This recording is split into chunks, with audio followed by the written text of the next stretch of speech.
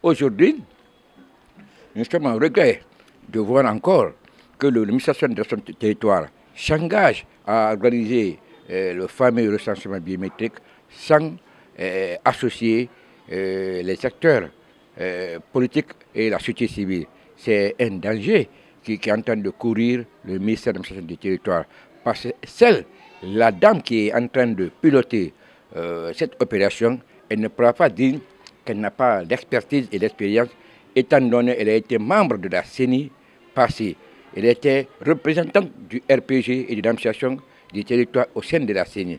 Donc, elle fait exprès d'accepter d'écarter les acteurs de la vie sociopolitique de la Guinée en faisant tout en solo, c'est-à-dire solitairement, en écartant la société civile, en écartant les acteurs politiques. Donc c'est un danger parce qu'on ne peut pas organiser une compétition et écarter les compétiteurs pour la transparence de cette compétition. Ce qui est en train de se passer sur le terrain, c'est inacceptable. Ça peut amener une situation conflictuelle dans le pays. Parce que c'est inacceptable. Nous sommes des partis politiques, nous ne sommes pas des mouvements politiques. Nous voudrions compétir, nous voudrions aller sur le terrain et présenter notre propre projet de société au peuple de Guinée. Et c'est à eux de choisir à qui ils veulent. Mais ce n'est pas à l'administration du territoire de faire sa sélection. C'est inacceptable. Et c'est pourquoi c'est le bon moment de rectifier les tirs, parce qu'un parti politique, il faut que sa participation aux élections et dans toute sa forme. Si il est empêché, je pense bien, son droit, c'est de réagir. Parce que la charte dont le CND a mis en place est très claire, comme les lois du pays qui sont en vigueur, c'est-à-dire les lois électorales, le code des collectivités, tout est très clair. Donc, nous pensons que le département est en train de violer systématiquement, comme on a toutes les lois du pays, en s'arrogeant et avec l'arrogance, toutes les attributions que les lois confèrent à les partis politiques et à la société civile, et de les écarter dans cette forme. Donc, nous pensons que nous ne pouvons pas rejeter d'emblée le recensement biométrique. Nous ne pouvons qu'appeler à nos citoyens d'aller se recenser, parce que c'est l'intérêt de tout le monde. Mais du fait que nous ne sommes pas associés, nous ne sommes pas rassurés, et cela va amener vraiment des quiproquos et que nous allons rejeter, parce que les résultats des élections en dépendent du recensement. Nous connaissons l'administration du Guinéen, comme ils font le recensement. Ils peuvent ne pas envoyer, comme nous avons des informations aujourd'hui, les kits au niveau de certaines préfectures, où tu vas voir un seul quartier, il n'y a qu'un seul kit.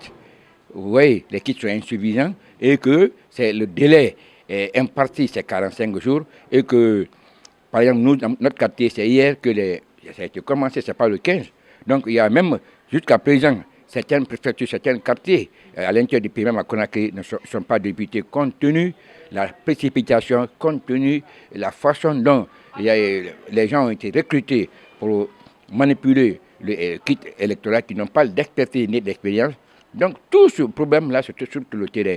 Il y a vraiment des défenses, comme ce qui s'est passé au niveau de PN Ravec, où il y a des milliards qui ont été engloutis, qui n'ont pas abouti. Nous avons dit dès au départ, le RPHH ne pourra pas tenir, ni le RAVEC ne pourra pas tenir, parce que c'est un coût et le temps est là. Mais puisque ils ont besoin, certainement, ils ont une vision pour eux-mêmes, ils veulent aller vite pour régler leurs propres problèmes.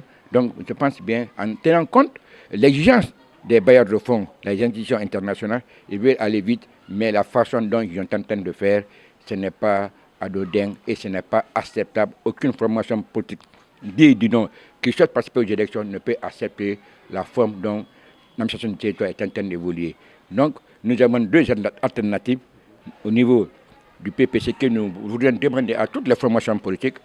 La première chose, c'est de refuser l'émission de l'administration du territoire dans l'organisation des élections. On ne peut pas accepter qu'un arbitre devienne encore un joueur. Ce n'est pas possible, ce n'est pas acceptable. Il faut que le ministère cède à la place d'un organe transparent qui doit organiser les élections. La seconde chose, si tel n'est pas le cas, qu'il fasse comme le Niger a fait, comme certains pays ont fait, décréter 7 ans pour le Mamadi Doumbouya, et tout le monde va rester tranquille. Donc c'est ça, les deux alternatives. Mais il est inacceptable qu'on va aux élections avec l'allure que nous tentons de vivre. Et nous allons appeler encore nos soutiens de distanciés, mais qu'ils soient mobilisés en cas d'échéance. Nous allons demander notre droit qui est légal, qui est conditionnel.